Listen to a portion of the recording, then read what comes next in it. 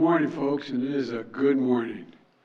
Moments ago, standing together with her wife, Sherelle, in the Oval Office, I spoke with Brittney Griner. She's safe.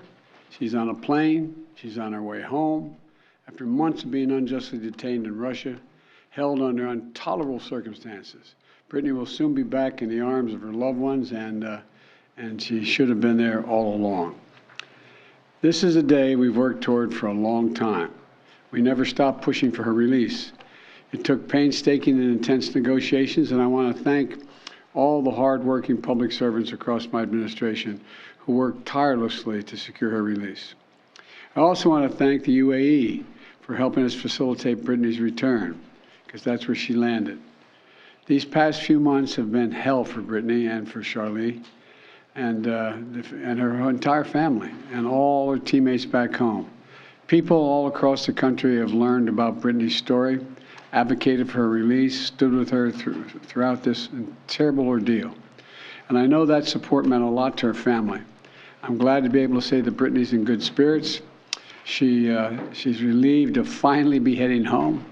And the fact remains that she's lost months of her life, experienced a needless trauma, and she deserves space, privacy, and time with her loved ones to recover and heal from her time being wrongfully detained.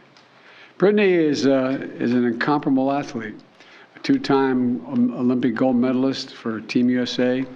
She endured mistreatment and a show trial in Russia with characteristic grit and incredible dignity. She represents the best about America. It is across the board, everything about her. She wrote to me back in July. She didn't ask for special treatment, even though we've been working on a release from the day one. She requested a simple quote, "Please don't forget about me and the other American detainees. Please do all you can to bring us home." We never forgot about Brittney. We've not forgotten about Paul Whelan, who's been unjustly detained in Russia for years. This was not a choice of which American to bring home. We brought home Trevor Reed when we had a chance early this year. Sadly, for totally illegitimate reasons, Russia is treating Paul's case differently than Brittney's. And while we have not yet succeeded in securing Paul's release, we are not giving up. We will never give up. We remain in close touch with Paul's family, the Whelan family, and my thoughts and prayers are with them today. They have to have such mixed emotions today. And we'll keep negotiating in good faith for Paul's release. I guarantee that. I say that to the family. I guarantee you. And I urge Russia to do the same to ensure that Paul's health and humane treatment are maintained until we are able to bring him home.